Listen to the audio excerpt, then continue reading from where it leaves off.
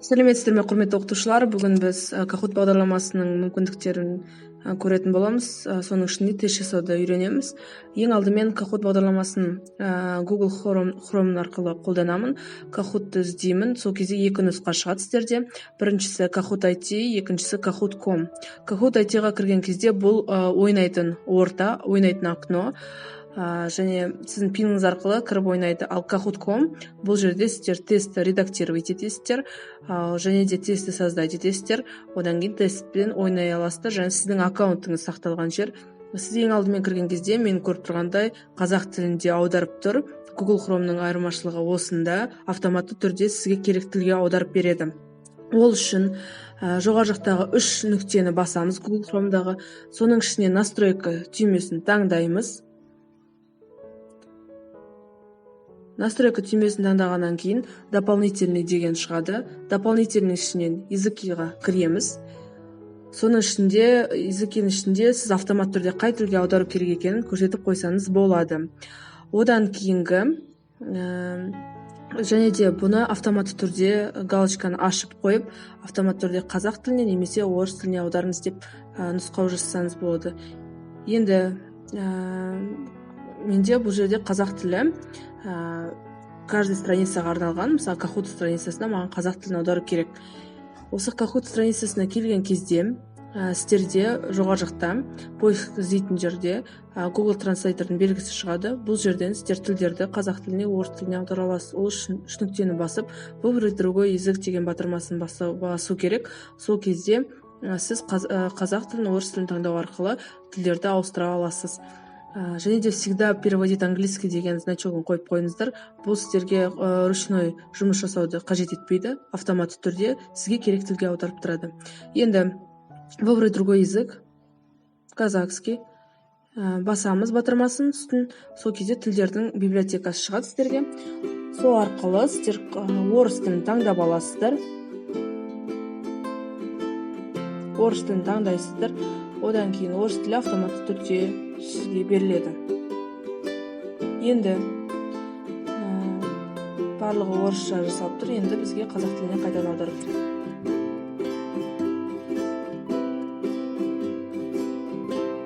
Казахский перевести. Көріп тұрғанымыздай қазақ тіліне аударылады. Білесіздер, Google Translator қазақ тілінде қалай аударатынын. Сондықтан маған орысша негізі жұмыс жасау ыңғайлы. Kahoot-та тест жасау үшін кіру батырмасын басасыздар.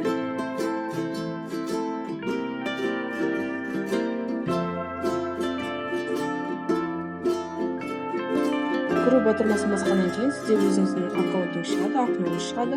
Сол жерден жасау батырмасын басасыздар. Жасау батырмасын басқаннан кейін сіздерге жасау Kahoot жасау өзіңіз немесе үлгілер арқылы жасау шығады. Мына жерде көріп тұрған короналар, бұлар платный белгісі. Мына жерде тұрғандар авторлардың жұмысы арқылы сіздер өзіңіздің тестін создавать етсеңіздер болады, жасасаңыздар болады. Көріп тұрғандар көптеген үлгілері бар тест жасаудың. Яғни бесплатный түрлерін көрсетіп тұр сіздерге. Жасаудың батырмасын басасыздар. Сұрақ қосу, сұрақ банкі тұр, сұрақ қосасыздар. Немесе Excel арқылы, Excel-ға тест жасап импорттасаңыздар болады. Көп уақыт болады, негізі қандай форматта, соның бәрін зерттеу керек. Енді біз бір сұрақ қояйық, Астана туралы. Қазақстанның астанасы.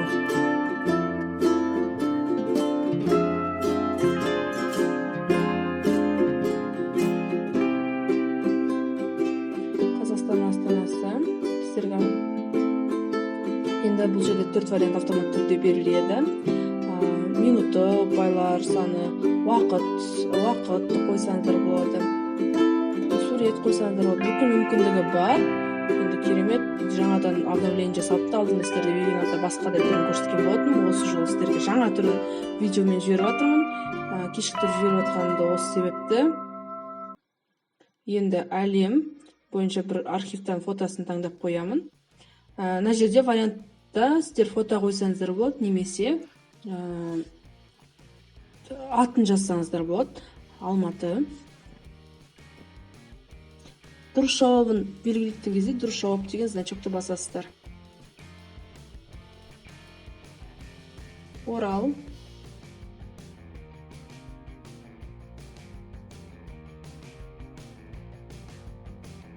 Шымкент.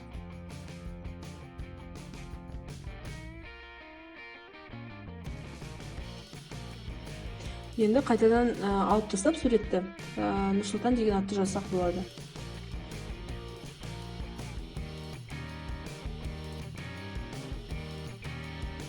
Нұрсұлтан, Орал, Алматы деген нұсқаларды жасадық. Бұл жерде сурет қойсаңыздар болады, жаңа көрсетіп тұрғандай. Суретті ютубтан, өзіңіздің компьютерларыңыздан қойсаңыздар болады. Және түпнұсқасы бұл жерде бесплатно.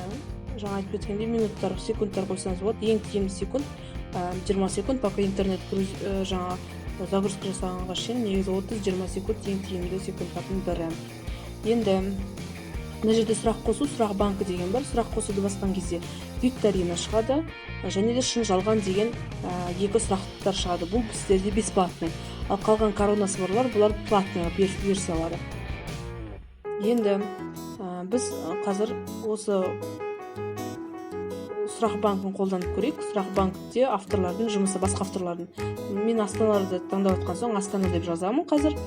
Астана деп жазған кезде бұл жерде сіздер авторлардың жұмыстары шығады, сұрақ құраған тесттер.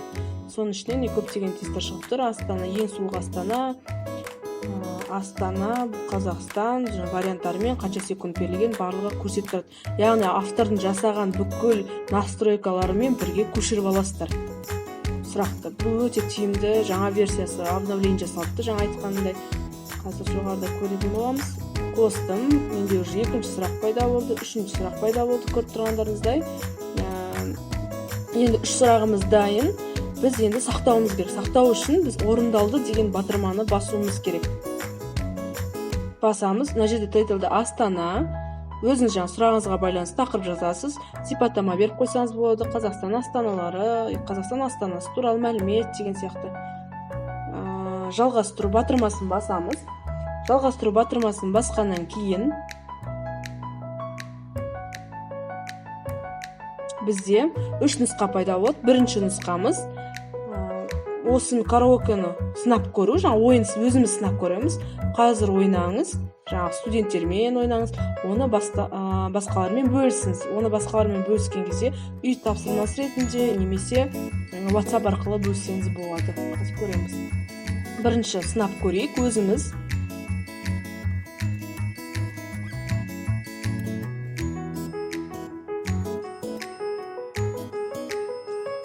Менде көріп тұрғаныңыздай эмулятормен, телефонның эмуляторымен менде өзімнің жаңа мұғалім беретін компьютердің атынан шығып тұр. Енді мен классикалық деп басамын.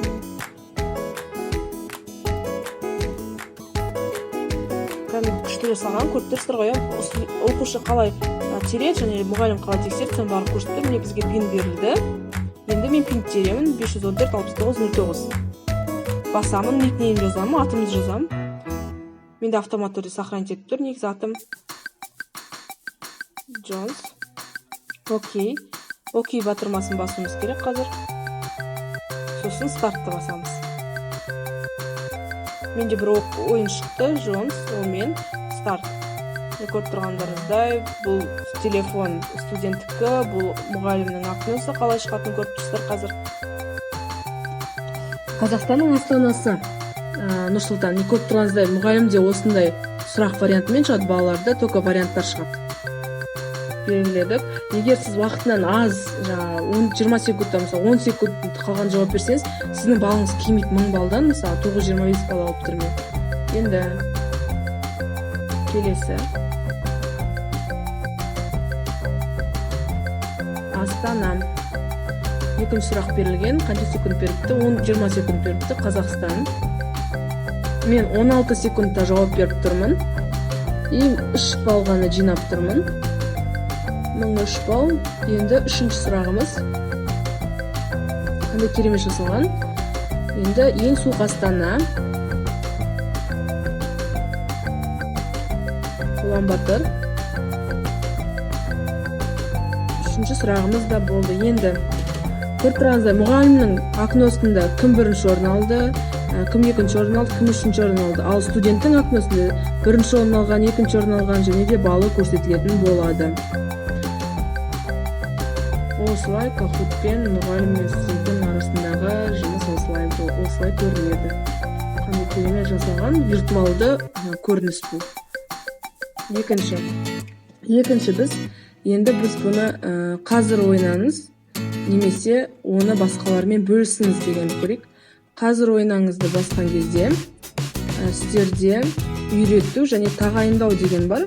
Үйретуде қазір ойнайсыздар, жаңағы сияқты, тағайындауда үй тапсырмасы ретінде бересіздер. Тағайындау батырмасын басайық. Одан кейін мына жерде көріп тұрғандарыңыздай уақыты, минутты берілген. Сіз мысалға бүгін 8 май ма, сіз 9 май күні сағат 12-ге дейін маған осы тапсырмаларды өткізіңіз деп уақыт қойсаңыз болады. Одан кейін недоступны болады. Одан кейін 9 май сағат 12-ге дейін өткізіңіздер. Создать етеміз, create создать етеміз. Бізде сразу автоматически басқа окноға жібереді. Бұл есептер деген. Ол есептерде сіздің бүкіл жаңа жасалған жұмыстарыңыз барлығы сохранить етіліп тұрады. Одан кейін сохранить етіліп тұрады. Одан кейін қазір мына жерде біз ссылканы көшіріп алуымыз керек. Жаңа ссылканы біз Classroom, Microsoft Teams, почта, Facebook, Twitter, бұл жаңа обновление версиясында пайда болған 3 нұсқасы. Негізі мына жерде Microsoft Teams пен Classroom болған. Көшіреміз. Қарап көріп тұрғандарыңыздай, мына жерде қанша ойыншылар, сұрақтар, қай сұраққа дұрыс жауап берген барлығы көрсетіліп тұр. Негізі обновление өте жақсы жасалған екен. Енді бұл жерден біз жаңа ссылкамызды Ctrl-V арқылы қойып жібереміз. Студентке келді. Студент осы ссылка арқылы батырмасын басып, тапсырмасын орындай береді. Негізгі 2 жолы бар студентке жібереді. Біреу пин арқылы, біреу осы ссылка арқылы. Негізі мен ойлаймын, ссылка арқылы өте тиімді. Міне осылай ашылады. Сізден пин ештеңе сұрамайды. Бала сразу ссылка арқылы өтіп, атын жазып, тапсырмаларын орындай береді.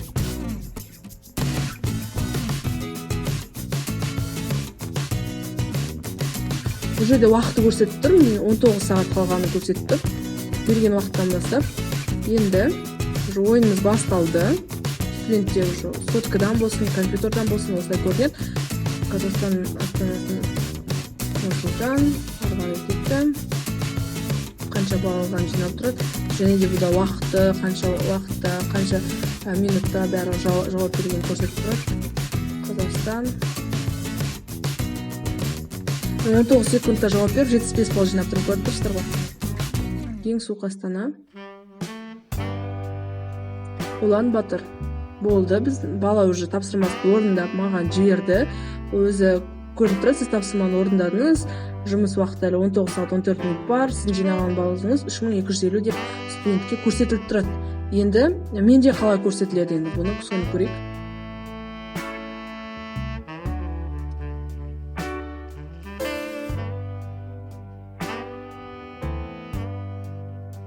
Менде көріп тұрғандарыңыздай қазір есептерді обновление жасау керек. Есептер бүкіл сіздердің жасалған жұмыстарыңыз тұрады. Қандай тест создать еттіңіз, осы есептерден көресіздер. Есептерден Excel арқылы жүктеп аласыздар, проценттің көресіздер, барлығын көруге болады. Енді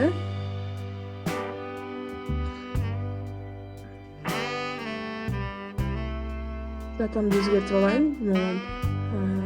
Тиімді жұмыс жасау үшін жасалған жұмыстарым. Енді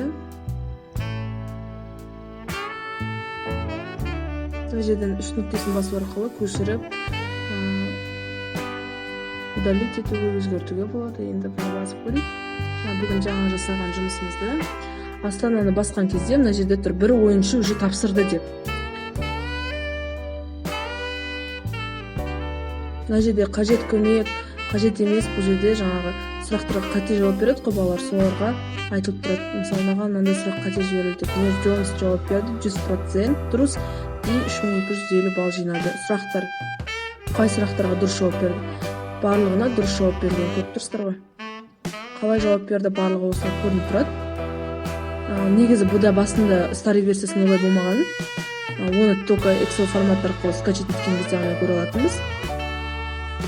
Енді бұны біз скачать етіп алайық. Ол үшін есеп беріп параметрларын басамыз, жүктеуді басамыз,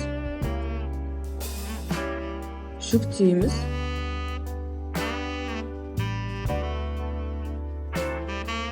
Астаналар деп астында Excel форматында жүктелінді. Басқа есептерді көруге болады, бірақ бұлар платный. Бізде қазір автомат түрде ана жерде жасалынып тұр басқа есептер. Платный болғандықтан бізге көрсетілмейді.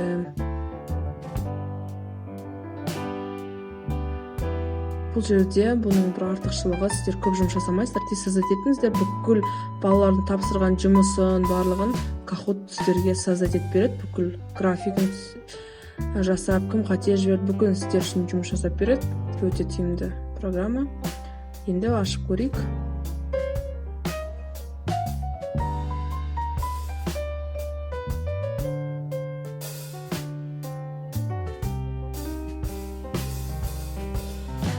Ашылып отыр.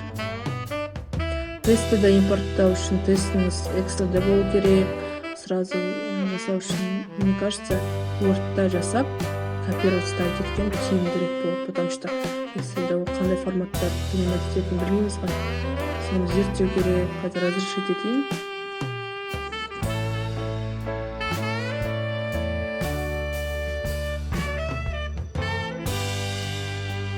Көріп тұрғандарыңыздай 8 май күні тапсырма орында берілген. Ашылды деп, played on деп ашылды деп тұр, 100% жауап берген, 3250 баллмен. 3 сұрақ бар, 1 ойыншы бар, барлығы күштілік көрсетіп тұр. Енді көріп тұрғандарыңыздай, мына жерде өзінің белгілері summary дегенде қанша студент жауап берді, қанша балға, қай сұраққа қанша балл жинады, барлығы көрсетіліп тұрады Kahoot summary'да.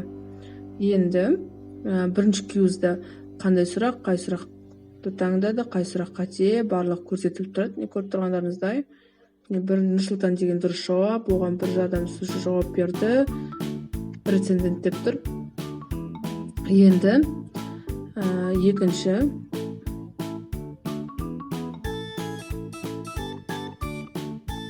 біз енді кеше өткен, вебинарда өткен 21 адам жауап бергеннің результатын көрейік. Қалай көрінеді екен 21 адам жауап берсе.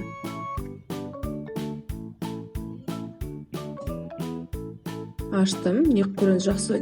21 адамның 4 сұраққа 59% дұрыс жауап берген. Көріп тұрғандарыңыздай 59% дұрыс жауап берген. Енді сұрақтар 4 май күні алынған.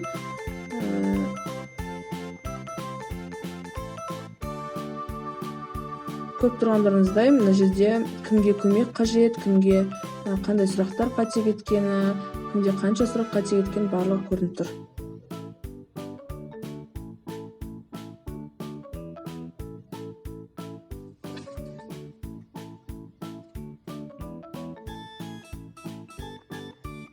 Қанша процентке 75% скорості барлығы көрсетіліп тұр, көріп тұрғандарыңыздай.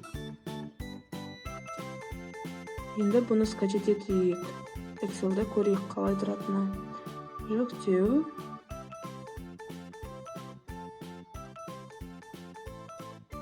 Екінші рет көрсетіп жатырмын. Жүктеуді.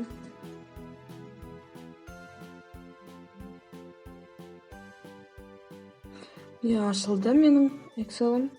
Енді разрешить. Көріп тұрсыздар, 21 ойыншы, 4 сұрақ. Қанша процентке дұрыс жауап берді? 59% дұрыс жауап берді, 40% қате жауап берді. Общий балл 2245 баллмен. Одан кейін біз мына жерден суммариларды көрсек болады. Бүкіл отчет бойынша беріліп тұр. Міне қанша 21 адам, 4 сұрақ, 4 сұрақтың дұрыс жауап берген адамдар көріп тұр. Фати 4 сұраққа дұрыс жауап берген, Шынар 1 сұраққа ғана дұрыс жауап берген, сұрақ қате, қанша сұрақ, Динара 0, ешқай сұраққа дұрыс жауап бермеген. Солардың барлығы осылай таблицаға салынып көрсетіледі. Енді осымен біздің